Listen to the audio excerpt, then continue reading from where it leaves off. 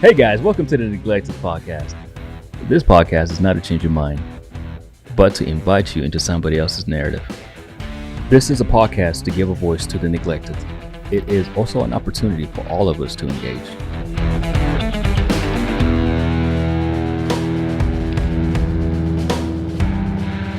Hey, Neglected Podcast listeners. This is your host, Jovanna, and I am here today with a special guest, Malik. Will you say hi to the listeners? Hi, listeners. How are you doing this evening? Great. Well, I'm very excited about this interview. We have talked on the phone about your story, and I am just blown away by just so many elements in your story and just the perseverance. And just want to go ahead and jump right in with tell us about you. Where are you from originally? My name is Malik Jones again, and I'm from Savannah, Georgia. Born and raised here in Savannah, Georgia. So for me, my childhood, I was raised on the west side of Savannah, better known as Carver Village. And at about 11 years old, I want to say, that's when we moved to the east side. So I'm pretty much from all over, you can say, got love and respect on every side of town. And for me growing up, I started out on the west side, but I ended up going to school with my grandmother because my grandmother worked in the school system as a custodian. And so I was able to go to Garden City Elementary with her when she worked there. Mm-hmm. I didn't really get in too much trouble at Garden City, but when I did get in trouble, it was pretty embarrassing because having my grandmother work in the school, meaning you don't have to call home. Home was right there. I mean, it was embarrassing. Some of my classmates to know, like, hey, Malik, like, you want to act up, but your grandma coming and she's going to spank you in front of all of us and we're going to laugh at you. So that was pretty weird, growing up, having my grandmother, in the school system with me. So when I act out, like, just to get beat in front of the class, it was just like, wow. But I still act up sometimes. So it's just like, why you keep doing this? And, we going to laugh at you. But so growing up for me, I was like this class clown. I was like always acting out. I was what they call the bad kid. It all started like in pre-K when I was at Thunderbolt Elementary. My grandma didn't work at Thunderbolt Elementary, thank God, but she would always get called at Thunderbolt in pre-K. I'll never forget my first time getting in real trouble in pre-K. I had took some cigarettes to school. I had some cigarettes and a lighter in my pocket, and somehow I ended up going to the office and it came out, and my grandma was called. And she beat me so good in the principal office. And the principals always knew just to call Miss Jones. Miss Jones is going to come up here and she's going to tell Malik behind up. But that didn't faze me growing up because I was just that kid that, I cared, but I really didn't care about, getting the beating. Or if you told me something, I would have to see it to believe it. Yeah. And that's kind of how I lived growing up. And so my grandma came up to the school and beat me that day. It was just something that was different about it. It was just like, wow, like, you really could have, put yourself in harm's way and could have got like taken from your grandmother, you know what I'm saying? Yeah. And so like from that point forward, I was just like, all right, I'm gonna be a little better. So I ended up going back to school with her, ended up going back to Garden City for the first and second grade. Didn't really get in too much trouble then because like I said, she was there. Third grade, I went back to Thunderbolt. I didn't get in too much trouble in third grade. But most of my trouble started in fifth grade. We used to stay when we were staying in Thunderbolt, and I went back to Thunderbolt Elementary. It was this kid. He would always beat up his sister. And I felt like it was my job as a man to take up for her, but it ended up biting me in the butt because I take up for her and beat him up because he was hitting a girl. But they got together and they set me up to the point to where like everybody at their bus stop, which was my bus stop too, but I ended up going to daycare, to childcare. And when I went to childcare, I didn't go to the bus stop with them anymore. So they plotted, and this young man brought a weapon to school. Well, he brought a weapon to the bus stop. It ended up on the bus, and he ended up bringing it to school. And everybody at their bus stop just got together and was like, all right, we're going to say Malik did this. Oh, wow. Malik brought this to school, and he said that he's going to hurt this person. Well, I didn't know about any of this until after about 2 weeks. Everything went down at the bus stop, and I ended up getting expelled.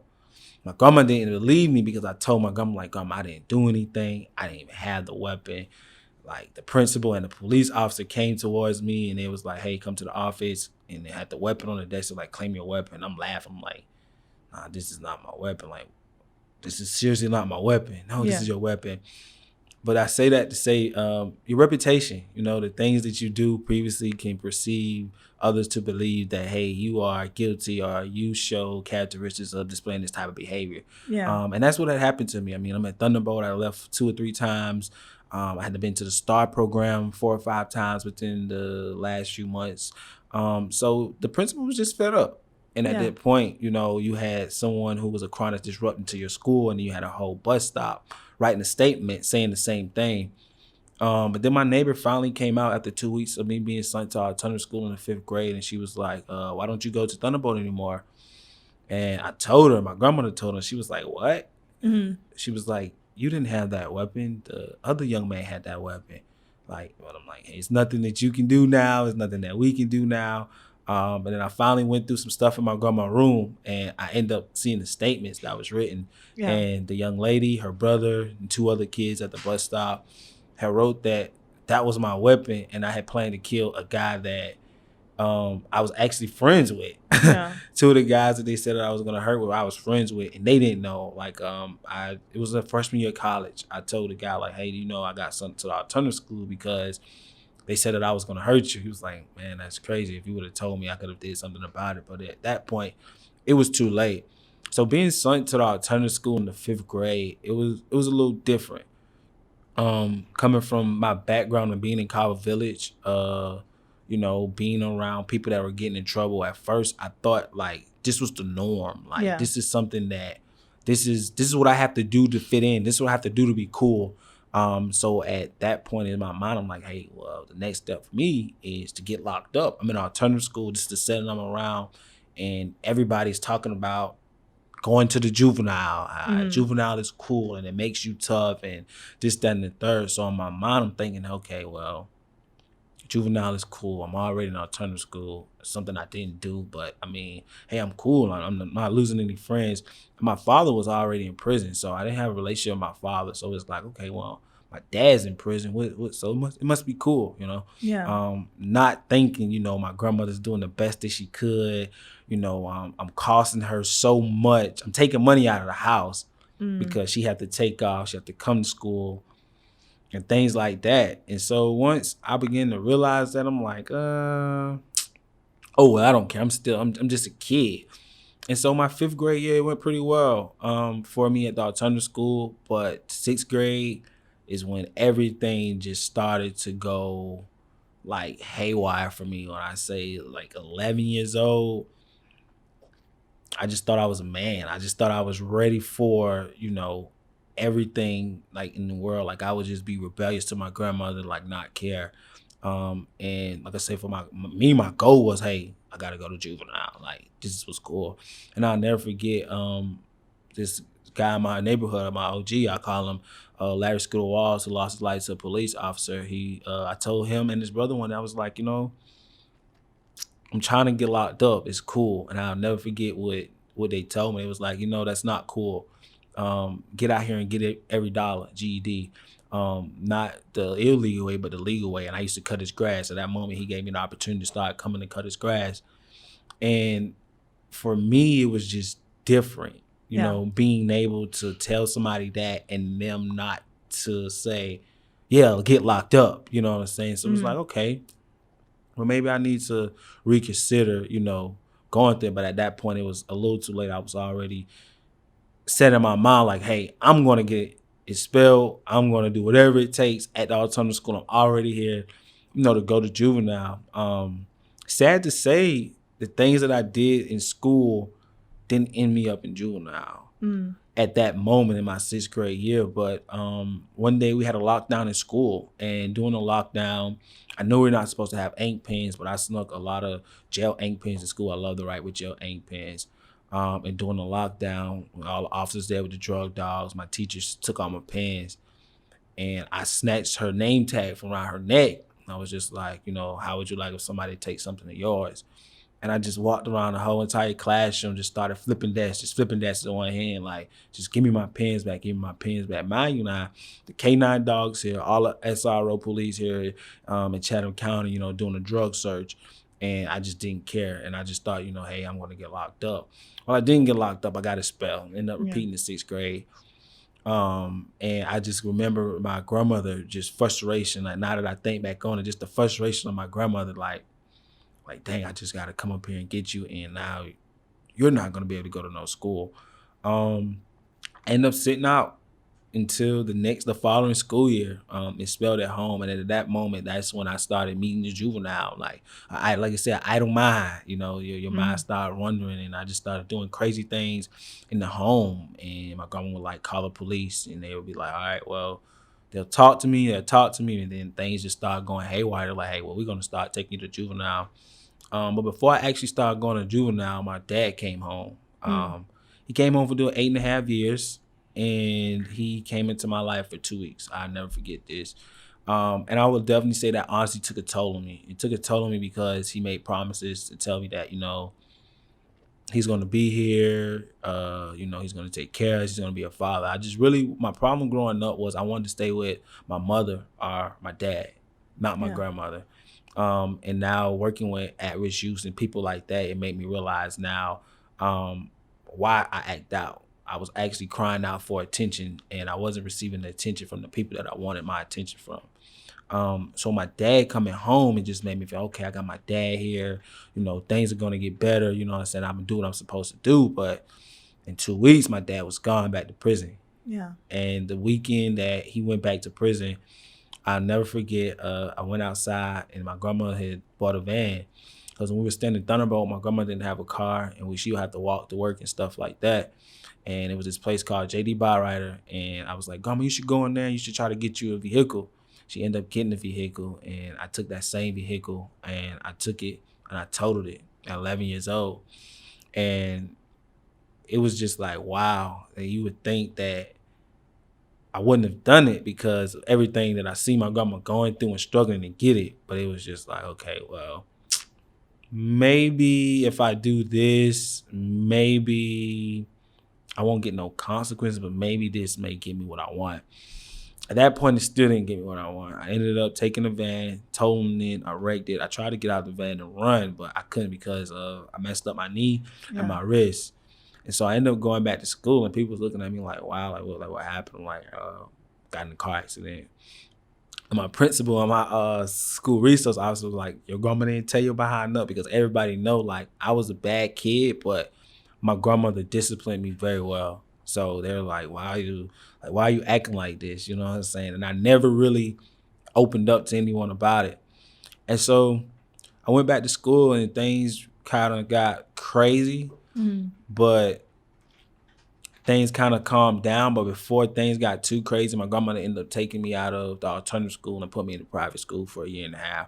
So not only did I cause her a loss of transportation, but she still made sacrifices for me to give me the best life as possible. I went to private school. Private school was pretty. I went to St. Paul Academy. They had corporal punishment. It was pretty good. I really didn't get in trouble there to where they put me out of school because we had corporal punishment. Anytime you get in trouble, you get paddled. And so, I mean, the first year it was like, oh, wow, they hurt, but the second year, like, oh, well, this don't hurt. This is not a problem. And so after that, it was just like, all right, so it's all boys thing. Not really feeling it. I want to go to public school. Yeah.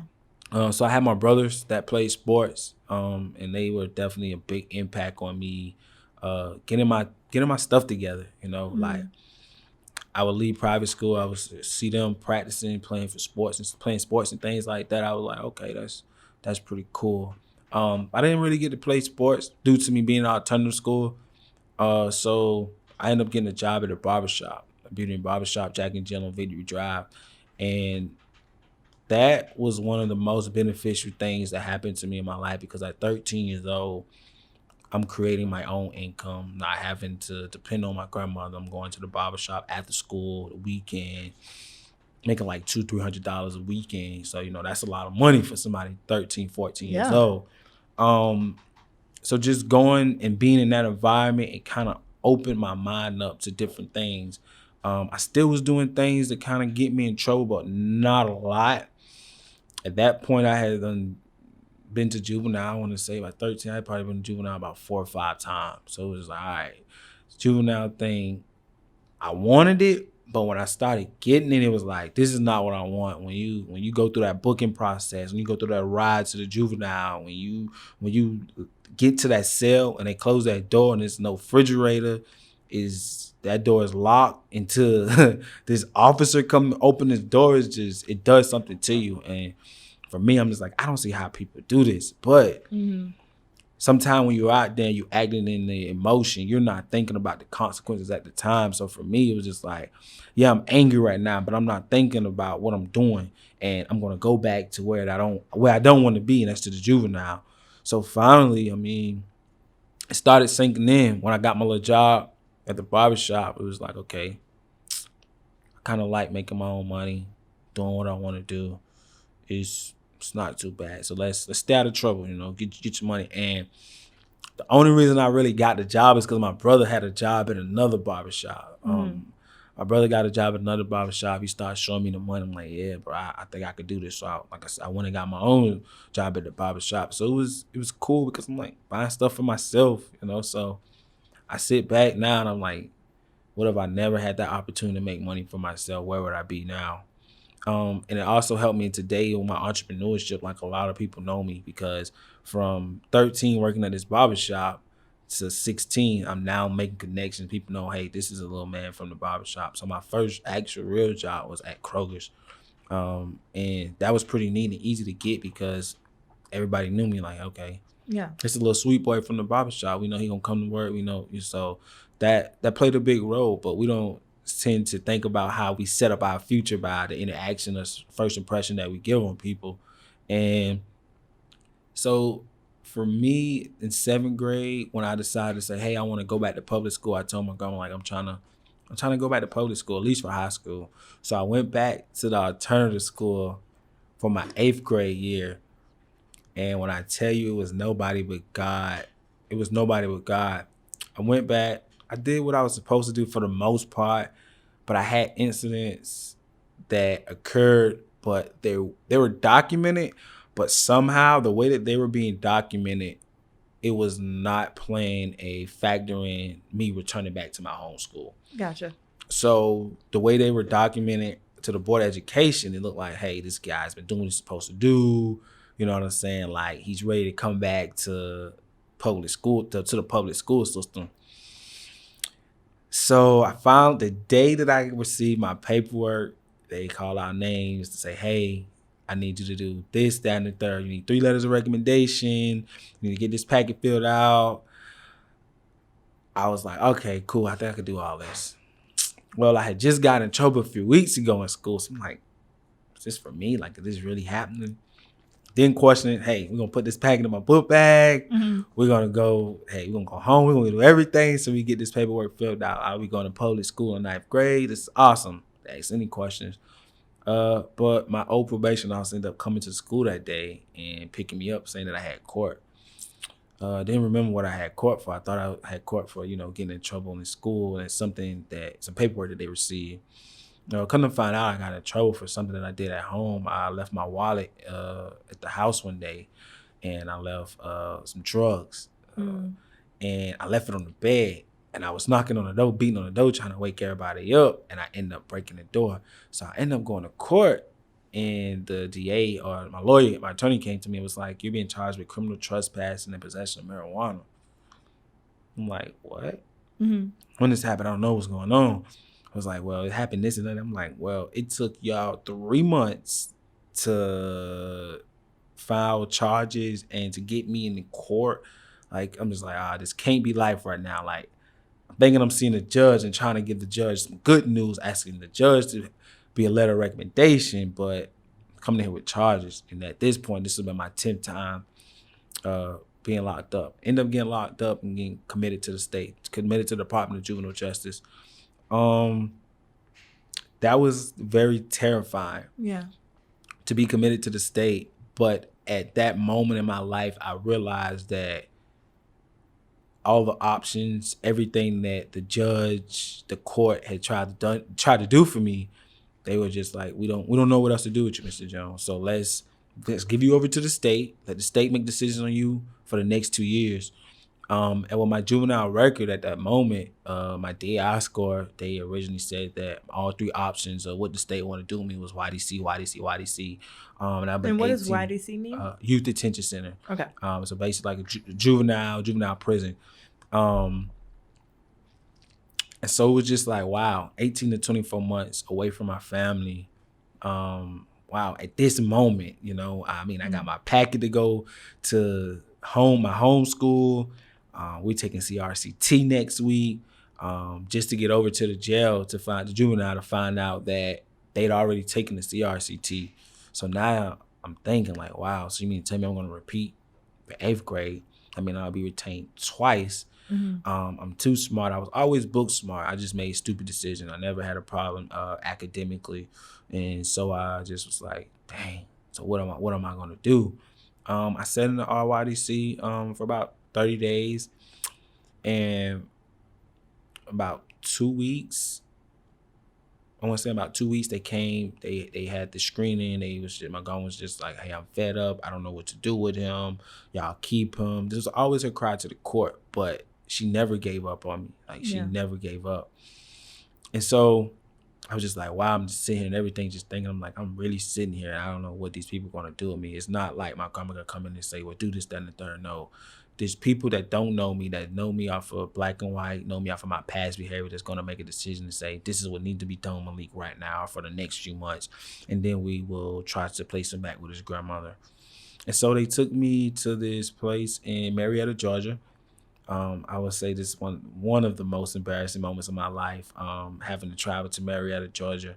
And in Juvenile, we had a trivia question that day about the best hot dog spot in Georgia. And the answer was the Varsity.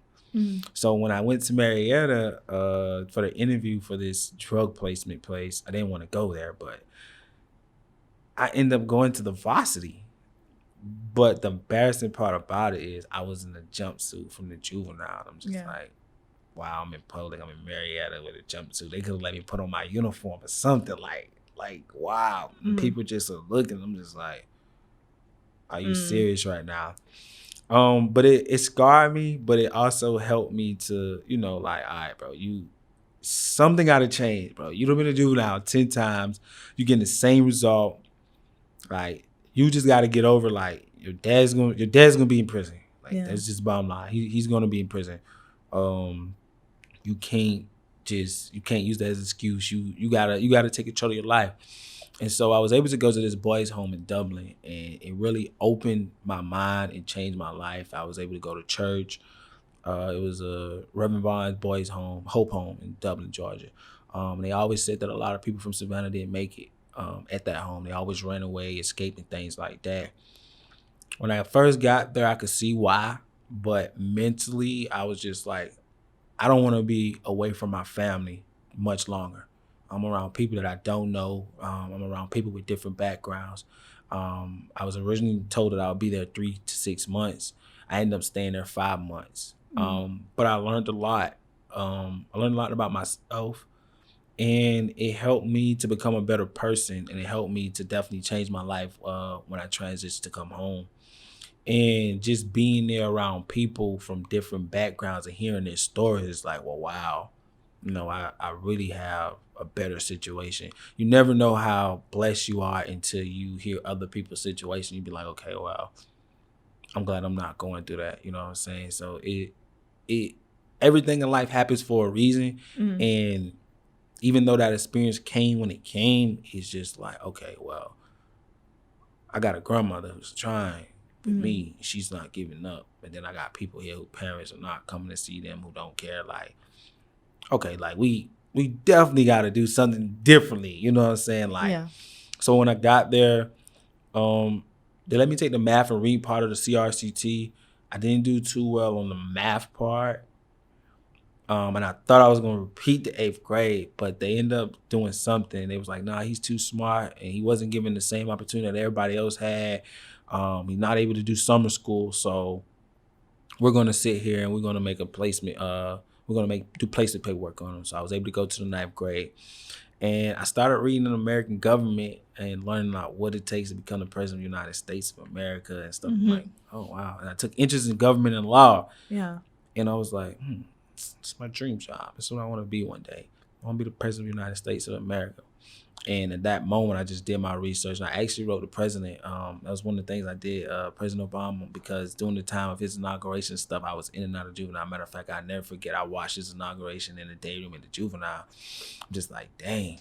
So I told one of the parents, I'm like, I want to write the president. Can you give me the address to the White House?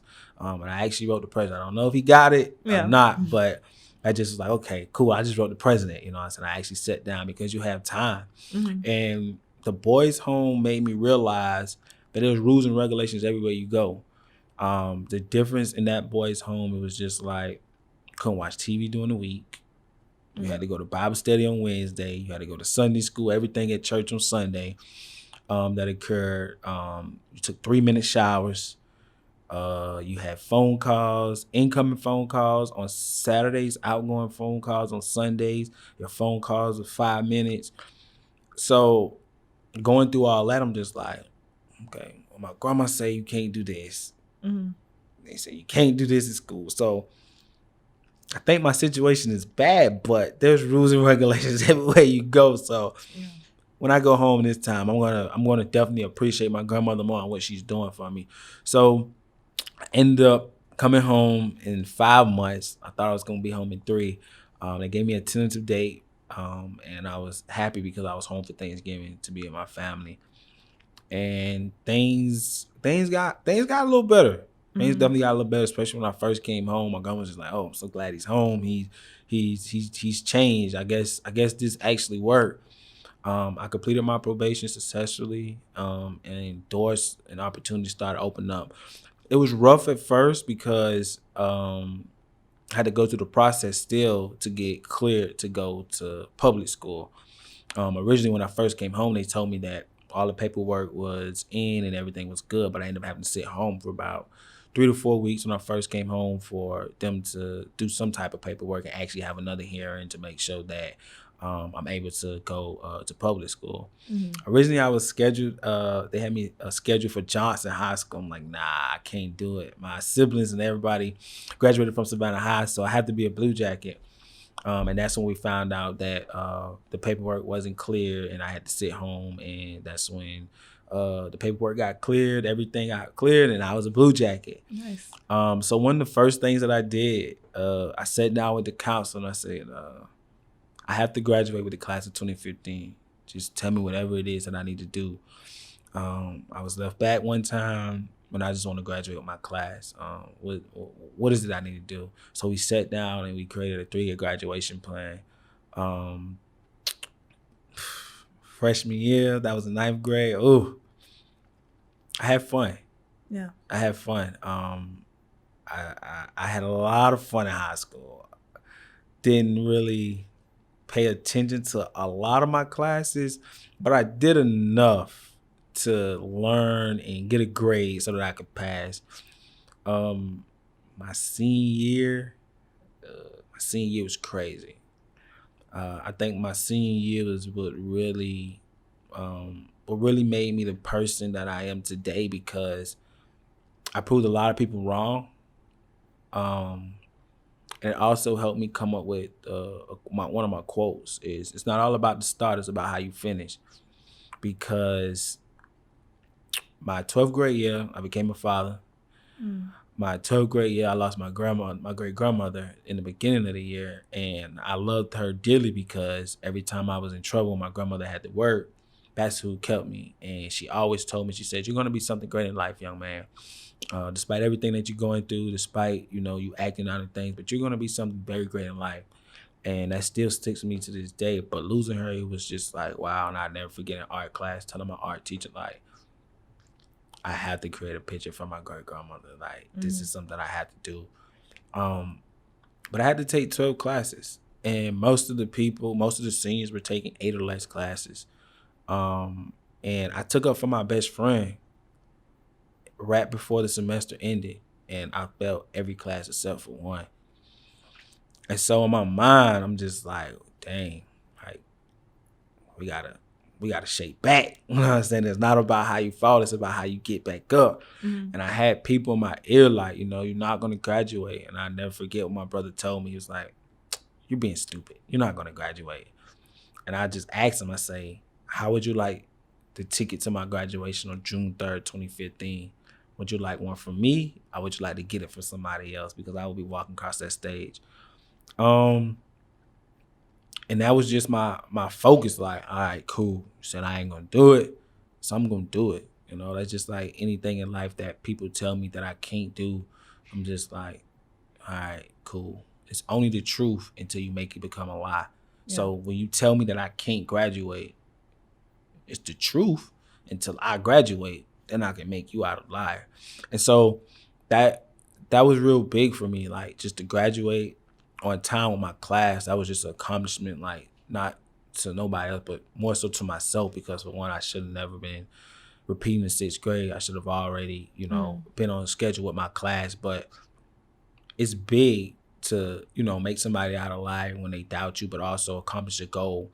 But sometimes I regret being retained due to the fact I wasn't really able to like enjoy that free schedule. You know what I'm saying? Like I had actual classes, like instead of electives or early release or work-based learning. But some of those things you become appreciative of once you're like not able to have that opportunity. Like, well, maybe if I would have set myself up a little bit better instead of wanting to act out in school and get expelled. And so for me at the high school, things got a little weird. At the high school, you still have to find yourself. But my brother helped me make a decision that I really don't regret. He told me just try out college. I went to Savannah State for a year. After I seen the student, I was like, man, I really can't do this. I need a job. I need a profession. I need to do something. I need to make a name for myself or something where I can pay for this out of pocket. But college was a great opportunity. It opened my mind to so much more. Like, I was able to meet people that were different.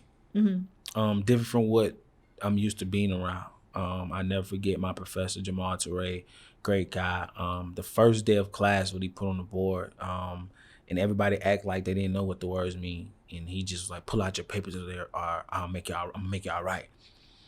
I'm like, hey, this dude is nice, And he just talked about our culture, talking about African Americans and different things like that. And at that point, I was like, you know what? This is what I want. I want to make a difference in my community. I want to make a difference in my people. How do I do that? So while I was in college, I lost one of my friends, one of my close friends. We played football together, Little League, to gun violence. The same guy that killed him was at an event where I was talking to young people, and he was telling the young people, don't laugh, don't play, to listen to me, that I was telling the truth. We actually went to the alternative school together. We rode the same bus, and he killed my friend. And it was deep. It really hurted me, because you're somebody that knows me, knows my friend, and you took his life after you heard me talk to young people, and you're telling them like, hey, this is somebody you should really listen to. And at that moment, I was just like, wow, like that hit very close to home, and it made me think like that could be me. Like people don't really care. Especially he's a kind-hearted person, kind-hearted individual, give you the shirt off his back. And one day I was laying in my room, and someone else got killed from my same neighborhood called Village. And if I'm lying, I'm flying. I'll never forget laying in the room. It was dark. I was crying, and I just heard a voice say, "Take back your community, young man." Yeah. When I heard that voice, I just stayed laying there, and I was just like, you know what? I want to do something different. My manager, she definitely, Miss Iman, she definitely grabs hold of me once I came back from the group home. She put me in a position to really find myself And she helped me discover that I can speak well. I'm very articulate, things like that. In the same church, the same building we're in now, I had my first opportunity to lead a youth Bible study, speak in front of people. And before that, I was able to go to the youth summit. And while I was going to the youth summit, a famous DJ from Savannah, Lil G, made me the speaker of our group. And at that moment, I'm like, oh, wow, I just spoke in front of a lot of people. Like, I can do this. And so knowing that, I'm like, okay, I want to start my own nonprofit or my own public speaking business, something just to share my story, to help other individuals, especially young people, to not feel like they're unheard, to not feel like nobody has went through what they're going through. And just laying there and just seeing everything that's going on around me in my community, just like, okay, well, what can we do? So I began to, write down visions, write down goals. And I began to research how to open your own public speaking business. I'm talking about, like, I plug my laptop up to the TV, and I'm just writing down information. And as I'm writing down the information, I'm just thinking, like, where do I begin to make my dreams and goals become reality? So I started reaching out to people. I went up to Atlanta one weekend. I met a lot of celebrities and artists, and I was talking to them, and they were just telling me, you got a good thing going, young man, like, but we got to see, like, we need to see some paperwork. Like, we need to see some legitimacy.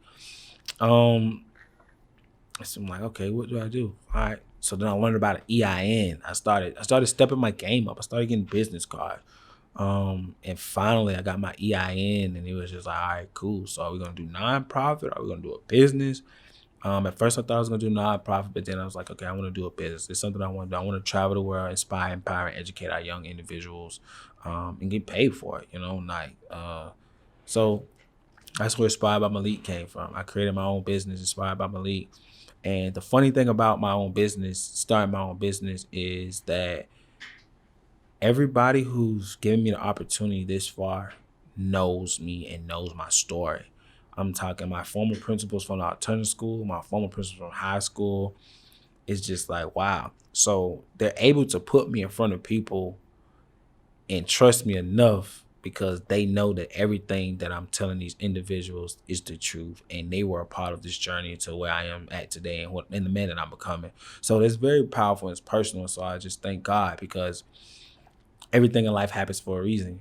And when I think back, I'm like, had I not gone through the things that I went through, how would I be able to relate to some of the young kids that are going through some of the things that they're going through today? And I feel like I'm pretty relatable to a lot of the problems in youth today. They're unheard. They don't feel comfortable talking to adults. And they feel like older people don't understand where they're coming from. And I'm able to say that because just speaking to young people and hearing after I speak, thank God you started doing this while you were young, because it's hard listening to older people. It just makes me know that I'm on the right path and on the right journey, to kind of change a lot of young people's lives. And when I went to Dublin High School, and spoke in front of my former principal, it was personal, because that's where the boys' home was. Yeah.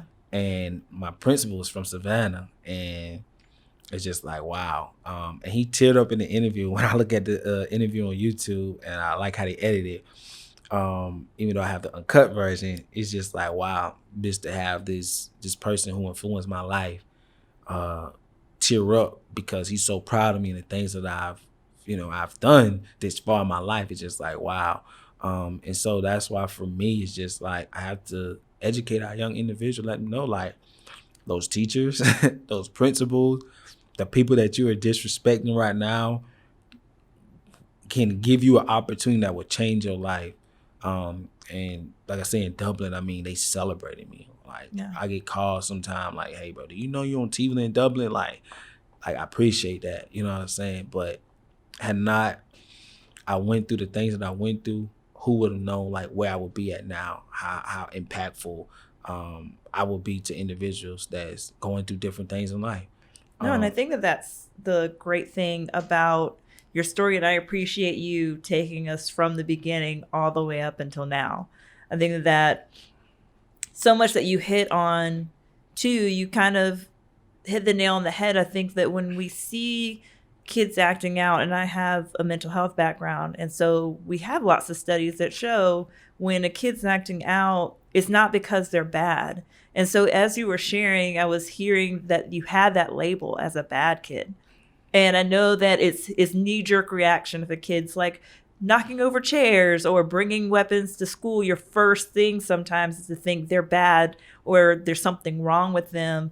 But kind of what you said early on as you were sharing is that you have this moment as you're talking to at-risk youth where you recognize that what you were doing was a cry for attention, because here you are wanting to be with your mom or your dad. Dad's in jail.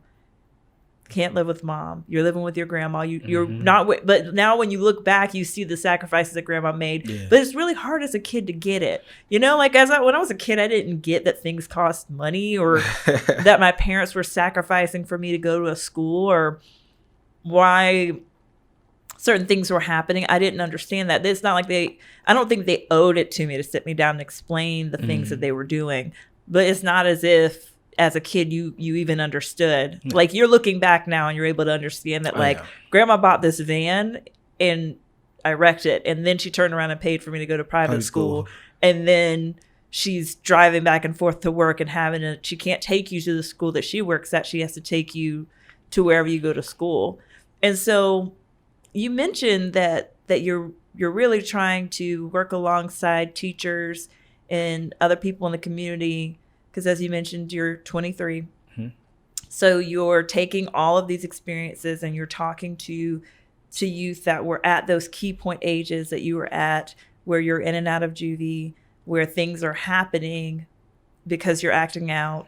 And so as you're talking to teachers and people in the community, or even to our listeners who have a burden for that age range and for children who are at risk, what are you encouraging them to do different? What are the things that you recognize that happened while you were growing up that if you would have had different, it would have made a difference? Listen to them. Like try to see what's the problem. Like ask them like what's really going on.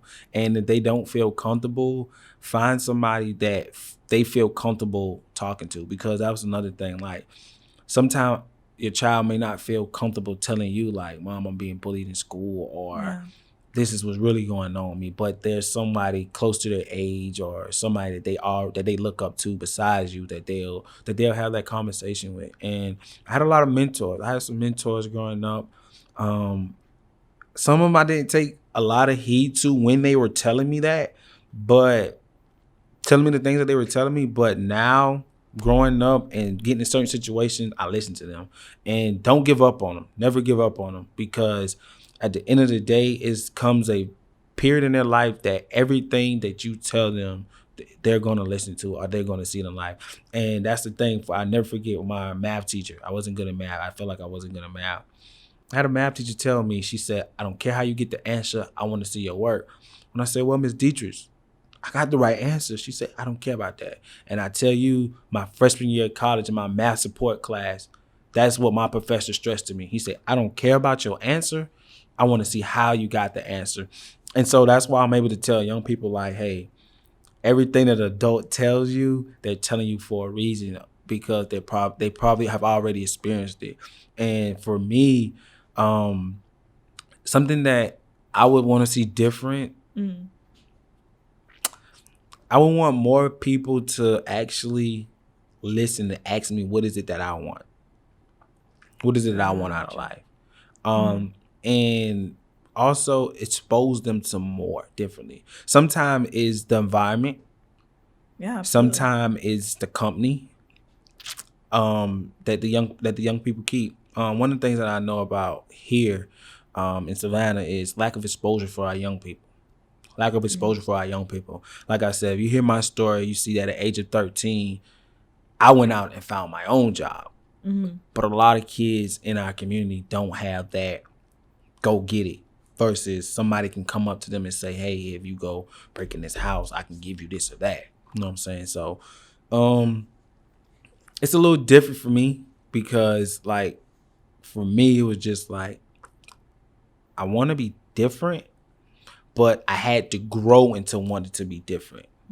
Because when you have kids that you're not listening to, and they go out and the guy on the corner is listening to them, and he draws them in, and he builds that relationship with them, and they become comfortable, then he can get them to do whatever it is that he wants, or he can get them to tell like how they really feel and what's really going on, what's the problem. So if he tell them, hey, my mom's not listening to me, and this is what's going on, all right, well, I got you, man. You just do this for me, and then I take care of that problem. So just listen to your kids, and try to understand them. Like, don't assume anything, but just try to understand them, and you'll probably get a long way. Like, I'm glad you said that, because I think when you just said that, something clicked in my head of you can't, when you said don't give up on them.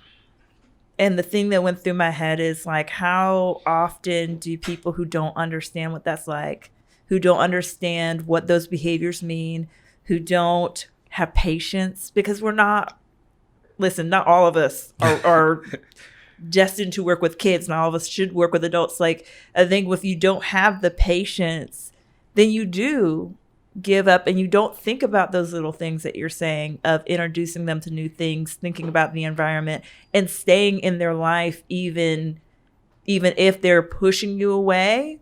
Like, obviously be respectful to their boundaries, because I think that other scenario that you described of them going towards somebody that's not good for them, that is saying, I hear you, but go do this thing for me and I'll help you.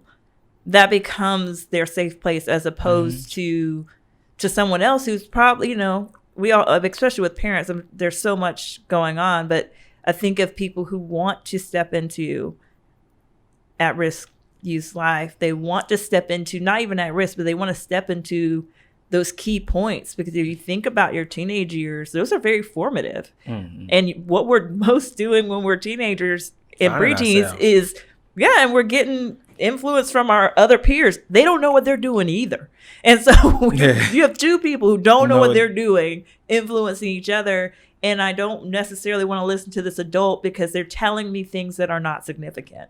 Or they're telling me, or more so what I get from young people is they're telling me something from back in the day, or you just think about the narratives of what most people say, well, back in my time, or we didn't do that back in my day, you know what I'm saying? Yeah. But times change, and just like phones, some phones, when they get outdated, so you have to find a different approach sometime. And one of the things that I did learn with working with young people, relationships. You have to build that relationship and with that individual so that they can trust you, and they'll come to you with their problems, and they'll really let you know how they feel. But without that relationship with that child or that individual, you really will get nowhere, even though you're their parent. But if you don't spend time with them and get to actually know them and find out what they really like or what they're really into, and not push the vision, the goals, and the dreams that you have for them on them, then you won't get anywhere. But build that relationship and find out what it is that they want out of life, and I promise you things will be pretty much easier. Like with the kids that I come in contact with, someone still hit me up on social media. They know that I really care about them, even though I was with them for 6 or 9 weeks, but I built that relationship. I became personal with them. And also, another thing I want to throw out, share some of your down points, because everybody wants the product without going through the process. Yeah. And you'll get further with young people sometimes telling them the process, because all they see is the product. But I have to tell an individual, just because I'm speaking to you today, just because I look like this and I'm dressed like this, it wasn't always like this. But this is what I went through to get here, and it's not going to be easy. So that was something that really stuck with me once I began to realize, like, okay, things are really starting to get better. But then you have to realize and also understand that just because things get better, sometimes you can still be knocked down. Yeah. But what do you do when you get knocked down? You still have to get back up. Yeah. So. No, and I know I don't know you very well, but I hope that you know that I mean this sincerely.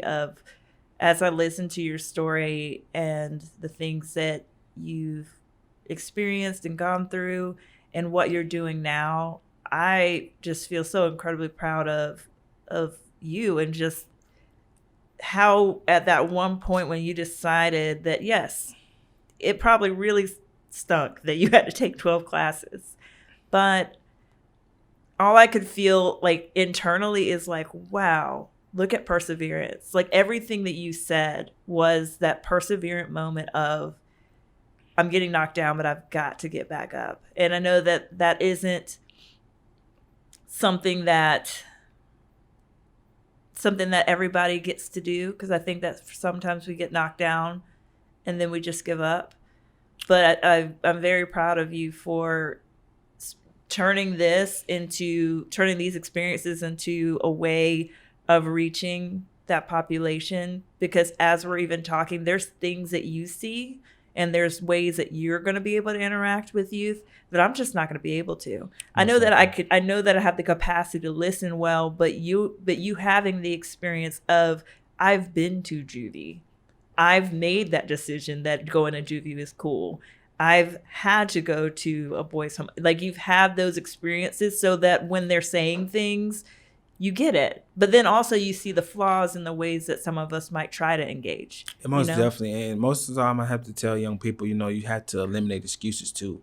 At one point I was making excuses, and one of the things that helped with my perseverance was I had to shout him out, the great Dr. Eric Thomas, a motivational speaker.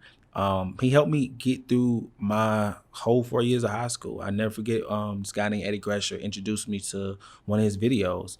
And his thing was, if you want to breathe as bad as you want to succeed, you can accomplish anything in life. So if you want to wake up every morning and breathe, and you like breathing, then whatever dream, goal, aspiration, whatever it is, you can accomplish it. But you have to sacrifice. And that's one of the things that we don't want to do, and we don't like to do sometimes. And trust me, I had to make some sacrifices to get to where I'm at today. I'm talking about people, like some relationships that I thought were needed. But sometimes when you get into that moment when you really, really trying to achieve something, you'll do whatever it takes. I have conversations with God all the time, like, hey, God, anything that is not of you, anybody that is not of you, take it away and show me your way. But that moment when God came and spoke to me, I knew it was nobody but God to tell me to take back my community. Yeah. It was just like, wow. And I never forget July 4th, 2017. My grandmother kicked me out. And I went downtown, and that's when they had that 4th of July shooting, when people got shot. Yeah. The bartender died. The general manager died. I was right there standing in front of Wet Willie's. I had just got down there. Yeah. The crazy thing about it, 2 days later, a news reporter called me and asked me for an interview about mentoring young people in our community. At that point, I did not know that I knew the person. I knew the young man that they were charging for the death of all those people. I went down and I did the interview, and some people gave me a lot of backlash because I made a comment that a woman can't teach a man to be a man. I didn't say it being disrespectful to women, but how can a woman teach a man to be a man when she doesn't know how it feels to be a man in America? My mother was a single mother. My grandmother was a single parent. So it's like, I'm not saying that to be disrespectful, but that's just a fact. You can't tell me how to be a man. You don't know how it feels to stand up to use the bathroom. You know what I'm saying? Yeah. Like different things like that. But that interview, it opened up doors for me. That's actually how I ended up getting my job working with at-risk youth. But just knowing that it's people out there that actually needs to hear my story and stories similar, to know that, again, it's not always about the start. It's about the finish, and it's not about how you get knocked down. It's about how you get up.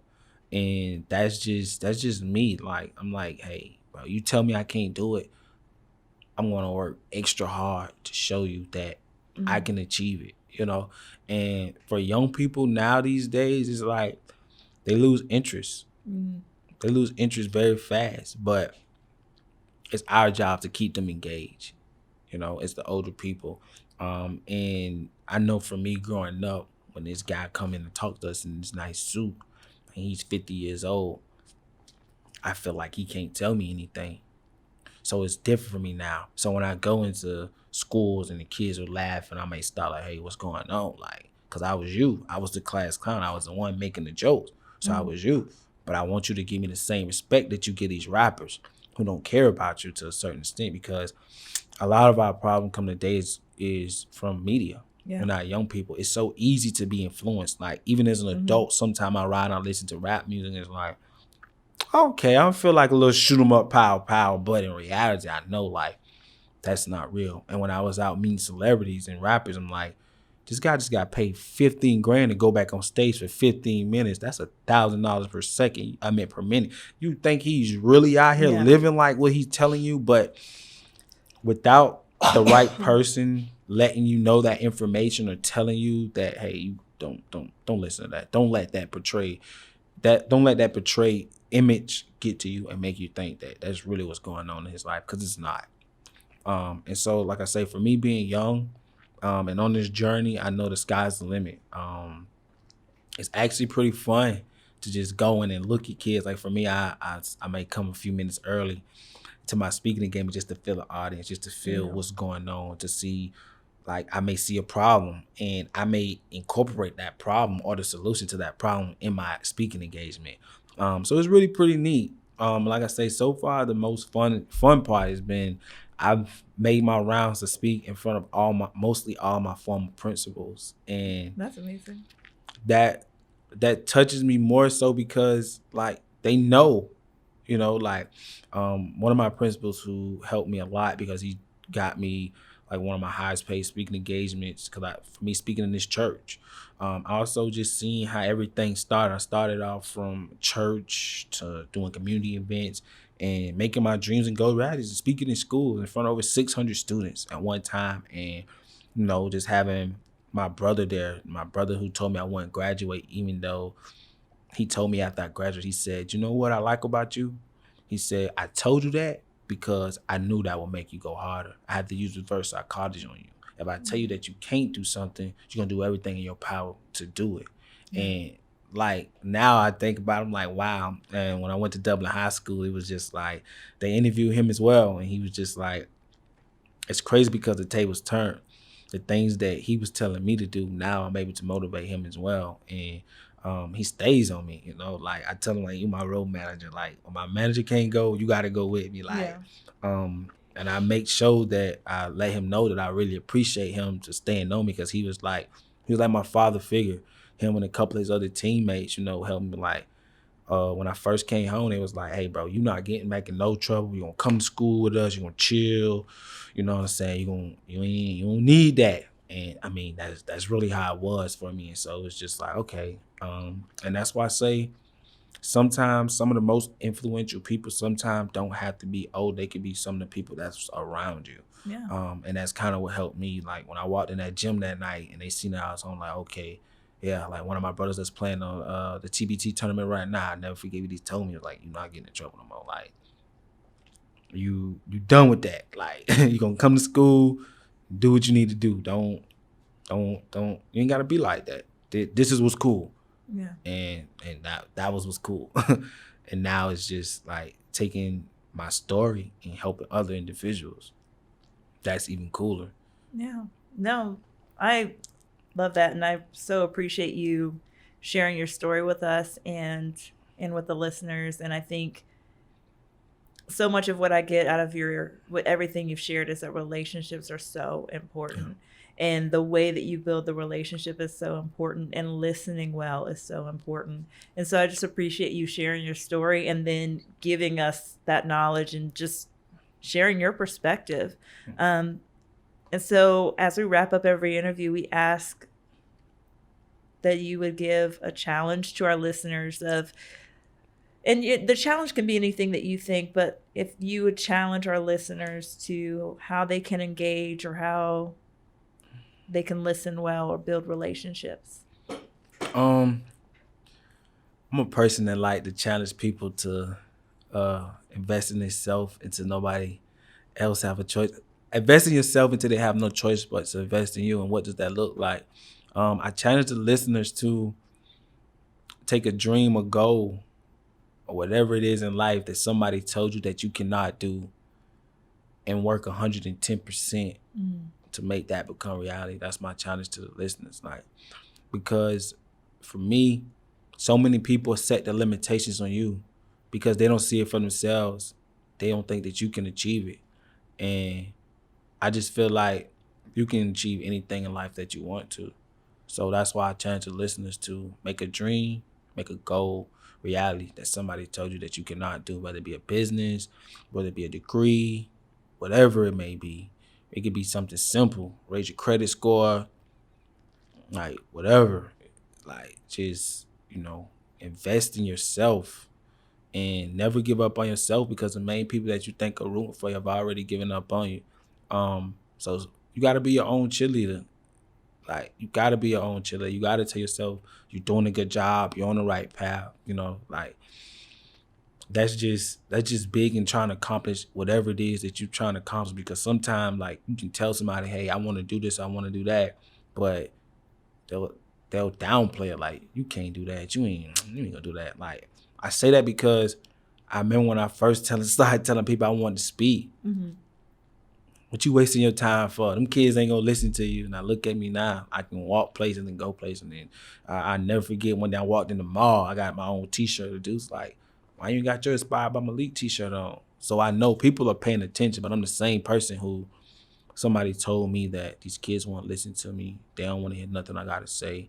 And look at me now. I'm working my way up to being a top speaker in the world. So I definitely want to challenge the listeners to make a dream a goal reality that somebody told you that you cannot.